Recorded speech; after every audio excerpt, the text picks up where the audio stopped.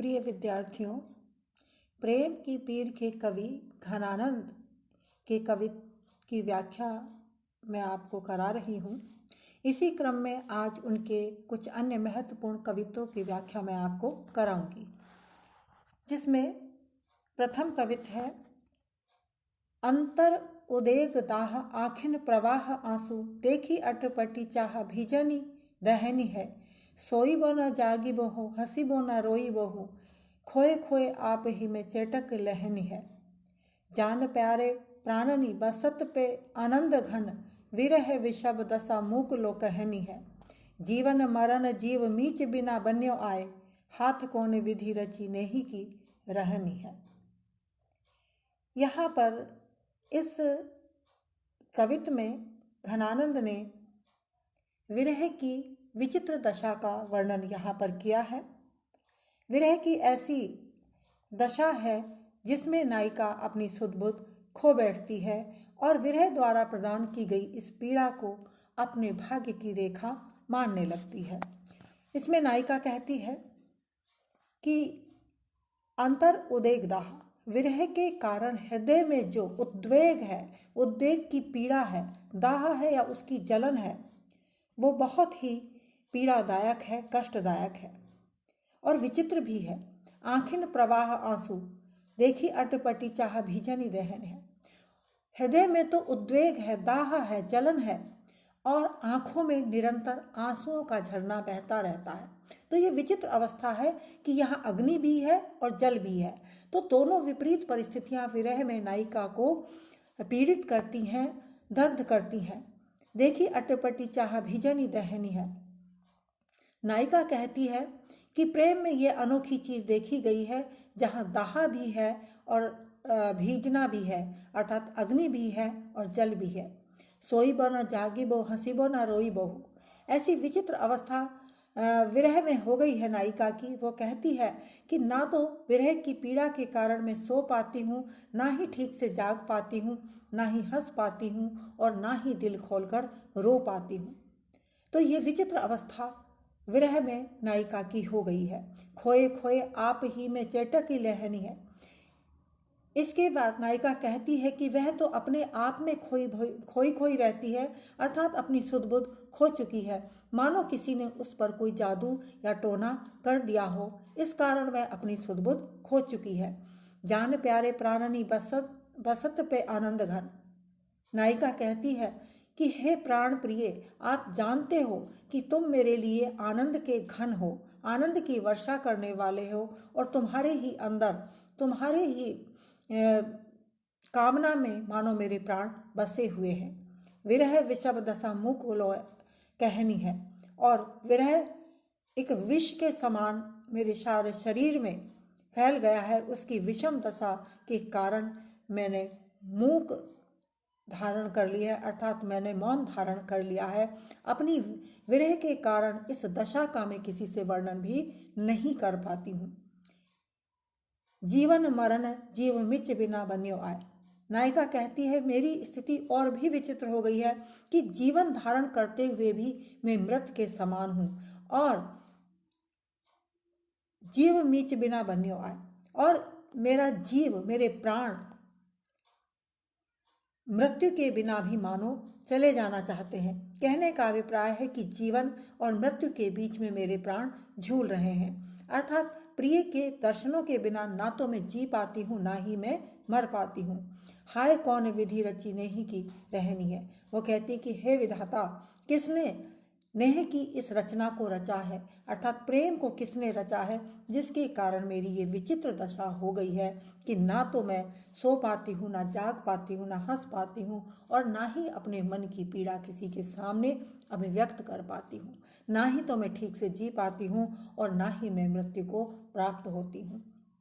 ये विचित्र दशा मेरी हो चुकी है। इस प्रकार यहाँ पर नायिका के हृदय की पीड़ा, उसकी विरह की अनुभूति का चित्रण कवि ने बड़े सुंदर ढंग से किया है और इस कवित्व में अनुप्रास, पुनरुक्ति और विरोधाभास आदि अलंकारों का प्रयोग हुआ है। ब्रज भाषा का प्रयोग यहाँ पर कवि ने किया है। घनानंद का अगला कवित्व है। दिनन के फेर सो भयो है हेर फेर ऐसो, जाको हेरी फेरी करे हेरी बोई हेरी बो, गरल गुमान को गरावनी दशा को पान, करी करी ध्योसरनी प्राण घट घोटी बो, हेत खेत धूरी चूरी चूरी सांस पाँव राखी, विष समुदेग बान आगे उर ओटिबो, जान प्यारे जो न मन आने तो आनंद घन, भूरी तो न सुमरी परेखे चट चोटिबो, तिन्हें यो सिराती छाती तो ही वे लगत ताती, तेरे बाटे आए हो अंगारी ने पहलोटिबो। यहाँ पर नायिका अपनी इस विरह दशा के लिए अपने भाग्य को ही दोषी ठहराती है। नायिका कहती है, दिनन के फेर सो भयो है हेर फेर ऐसो, कि ये दिनों का ही फेर है जिसके कारण मेरे जीवन में इतनी बड़ी उथल पुथल हुई है, इतना बड़ा बदलाव आ गया है कि कहाँ तो संयोग अवस्था में मेरा मन अत्यंत प्रसन्न रहता था, लेकिन आज विरह स्थिति में मेरे मन की बड़ी विचित्र दशा हो गई है। तो मेरा भाग्य ही खराब है, मेरा समय ही खराब है, और उसी समय के खराब होने के कारण ही जीवन में इतना बड़ा बदलाव आया है। जाको हेर फेरी करे हेरी बई हेरी बो, जिसको ढूंढने के लिए अर्थात जिसके प्रति मेरा मन पूरी तरह से आसक्त था, उसी को ढूंढने के लिए मेरा मन व्यथित रहता है, अर्थात अपने प्रिय को ही मुझे खोजना पड़ता है। जो निरंतर मेरे साथ मेरा प्रिय रहता था, आज दिनों के फेर के कारण उसी प्रिय को मुझे ढूंढना पड़ता है, वो मुझसे वियुक्त हो गया है। गरल गुमान की गरावनी दशा सोपान, विरह की दशा का वर्णन करते हुए कवि कहता है कि विरह की दशा ऐसी हो गई है मानो विष को भी गला देने वाली स्थिति है, अर्थात विष का भी नाश कर दे, विष से भी अधिक विषैली विरह की ये अवस्था नायिका की हो गई है, जिसके कारण उसके प्राण दिन रात उसके शरीर में घुटे रहते हैं, अर्थात उसके प्राण ना तो शरीर से निकल पाते हैं और ना ही शरीर के अंदर रह पाते हैं। कहने का अभिप्राय है कि इस विरह अवस्था में नायिका का मानो दम घुट रहा है, वह अपने प्राणों को धारण करने में भी असमर्थ है, और इस विरह व्यथा से उसे छुटकारा भी प्राप्त नहीं हो रहा है। हेत खेत धूरी चूरी चूरी सांस पाँव राखी, जिस प्रकार से रण क्षेत्र की जो धूल होती है, यह रण क्षेत्र कौन सा है? प्रेम के क्षेत्र की जो धूली है, उस पर पांव रख करके मानो वो जी रही है। कहने का अभिप्राय है प्रेम के रण क्षेत्र में मानो उसने अपने सांस की धूली को मिला दिया हो, उसका जीवन ही मानो एक रण क्षेत्र हो गया है। फिर भी उसका मन प्रेम के इस मार्ग से पीछे हटना नहीं चाहता, बल्कि इससे आगे ही विष समुदेगबान आगे उर ओटिबो, विष के समान उद्विग्न करने वाले प्रेम के इस वाणों से वो पीछे हटने की भी चेष्टा नहीं करती, बल्कि अपने हृदय को पर इन प्राणों को इस पीड़ा को, इस विषैले वाणों को मानो ओटती रहती है।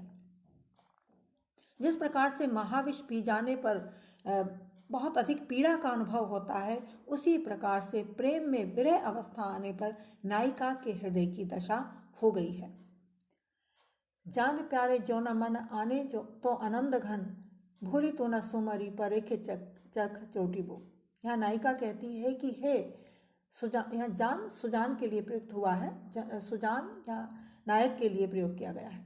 तो कहते कि हे प्रिय, तुम मेरे जीवन में आनंद घन के समान हो, हैं, जो न मन आने तो आनंद घन, तुम मेरे हृदय में आनंद, तुम्हारी स्मृति, तुम्हारी याद मेरे हृदय में आनंद घन के समान है, और यदि मैं तुम्हें भूल जाऊं तो जीवन ही मानो नष्ट हो जाएगा।